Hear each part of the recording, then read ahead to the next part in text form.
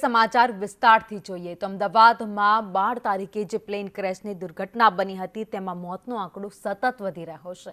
Plane દુર્ઘટનામાં 4 વિદ્યાર્થી તબીબના મોતની પણ અપડેટ સામે આવી છે। ઘટના સમયે મેસમાં જમી રહ્યા હતા ઇન્ટર્ન તબીબ તેમના પણ મોત નિપજ્યા છે। સમગ્ર ઘટનામાં 20 તબીબ ઇજાગ્રસ્ત થયા છે। 11 વિદ્યાર્થી તબીબ સાજા થતા તેમને ડિસ્ચાર્જ કરી દેવામાં આવ્યા છે। સુપર સ્પેશિયલ વિભાગના ડોક્ટરના પત્ની ઇજાગ્રસ્ત થયા છે તો તબીબના પત્નીની તબિયત હાલ સુધારા પર છે। અતુલ્ય હોસ્ટેલના થયેલા તબીબોનો મૃત્યુ અને ઇજાગ્રસ્તોને લઈને મહત્વના સમાચાર મળી રહ્યા છે।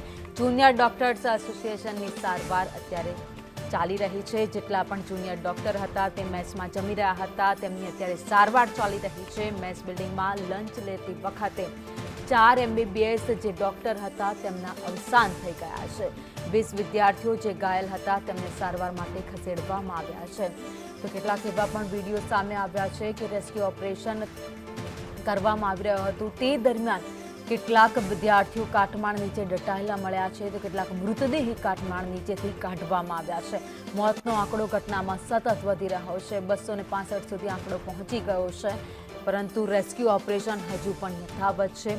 જે રીતે પ્લેન બિલ્ડિંગની ઉપર પડ્યું જેના પહેલા માળે મેચ ચાલી રહી હતી લોકો જમી રહ્યા હતા તે દરમિયાન જ આ ઘટના બની હતી।